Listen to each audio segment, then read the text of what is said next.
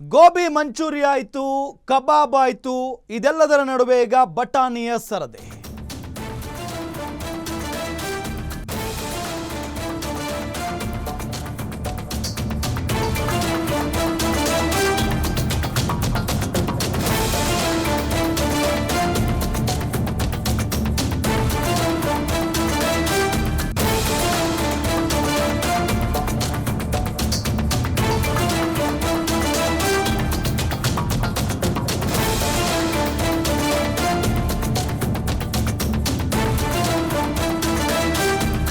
ಹಸಿರು ಬಟಾಣಿ ಪರೀಕ್ಷೆಗೆ ಕಳುಹಿಸಿದ್ರು ಅಧಿಕಾರಿಗಳು.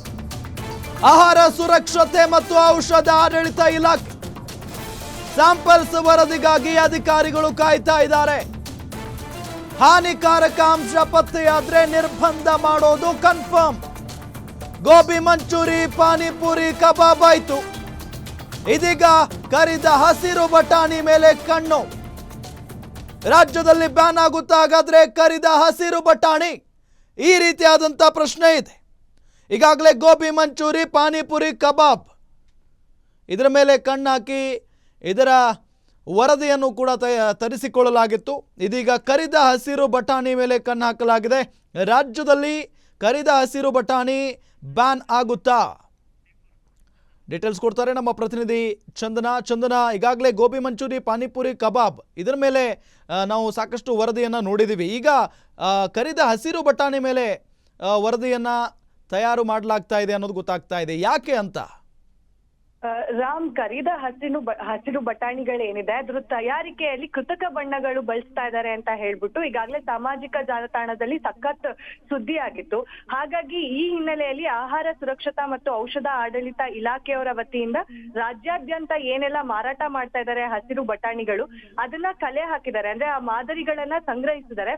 ಅವುಗಳ ವಿಶ್ಲೇಷಣೆಗಾಗಿ ಸರ್ಕಾರಿ ಆಹಾರ ಪ್ರಯೋಗಾಲಯಗಳಿಗೆ ಈಗಾಗಲೇ ಕಳ್ಸಿಕೊಟ್ಟಿದ್ದಾರೆ. ಅಂದ್ರೆ ಈ ಹಿಂದೆ ಏನು ಗೋಬಿ ಮಂಚೂರಿ ಹಾಗೆ ಪಾನಿಪುರಿಯಲ್ಲಿ ಒಂದಷ್ಟು ಕೆಮಿಕಲ್ ಅಂಶಗಳು, ಕ್ಯಾನ್ಸರ್ ಕಾರಕ ಕೆಮಿಕಲ್ ಅಂಶಗಳು ಪತ್ತೆ ಆಗಿತ್ತು. ಅದೇ ರೀತಿಯಾಗಿ ಇದ್ರಲ್ಲೂ ಇರ್ಬೋದೇನೋ, ಯಾಕಂದ್ರೆ ಹಸಿರು ಬಟಾಣಿಗಳಲ್ಲಿ ಸಾಕಷ್ಟು ಕೃತಕ ಕೆಮಿಕಲ್ ಅಂಶಗಳನ್ನ ಬಳಸಲಾಗ್ತಾ ಇದೆ. ಅಂದ್ರೆ ಆ ಕಲರ್ಗೋಸ್ಕರ ಏನೆಲ್ಲ ಫ್ಲೇವರ್ ಗಳನ್ನ ಬಳಸ್ತಾ ಇದ್ದಾರೆ ಅದು ಕೃತಕವಾಗಿದೆ, ಅದು ಆಹಾರ ಹಾನಿಕರವಾಗಿದೆ ಅಂತ ಹೇಳ್ಬಿಟ್ಟು ಈಗಾಗಲೇ ಪ್ರಯೋಗಾಲಯಗಳಿಗೆ ಕಳಿಸಲಾಗಿದೆ. ಹಾಗೆ 70 ಹಸಿರು ಬಟಾಣಿಗಳ ರಾಜ್ಯಾದ್ಯಂತ ಮಾದರಿಗಳನ್ನ ಈಗಾಗಲೇ ಸಂಗ್ರಹಿಸಿದೆ. ವಿಶ್ಲೇಷಣೆಯಾಗಿ ಪ್ರಯೋಗಾಲಯಕ್ಕಾಗಿ ಸಲ್ಲಿಸಲಾಗಿದೆ. ಹಾಗೆ ಏನು ಇವು ವರದಿಗಳಲ್ಲಿ ಇದೆ ಅಂದ್ರೆ ಏನೆಲ್ಲ ಈ ಹಸಿರು ಬಟಾಣಿಗಳನ್ನ ಈಗಾಗಲೇ ಲ್ಯಾಬೊರೇಟರಿಗಳಿಗೆ ಕಳಿಸಿದ್ದಾರೆ, ಅದರ ಮಾಹಿತಿಗಾಗಿ ಈಗಾಗಲೇ ಕಾಯ್ತಾ ಇದ್ದಾರೆ. ಅಂದ್ರೆ ಏನಾದ್ರೂ ಅದರಲ್ಲಿ ಕೆಮಿಕಲ್ ಅಂಶ ಪತ್ತೆ ಆದ್ರೆ ಖಂಡಿತವಾಗ್ಲೂ ಬ್ಯಾನ್ ಮಾಡ್ಲಾಗತ್ತೆ ಅಂತ ಕೂಡ ಹೇಳಲಾಗ್ತಾ ಇದೆ. ಓಕೆ, ಥ್ಯಾಂಕ್ ಯು ಚಂದನ ತಮ್ಮೆಲ್ಲ ಮಾಹಿತಿಗಾಗಿ.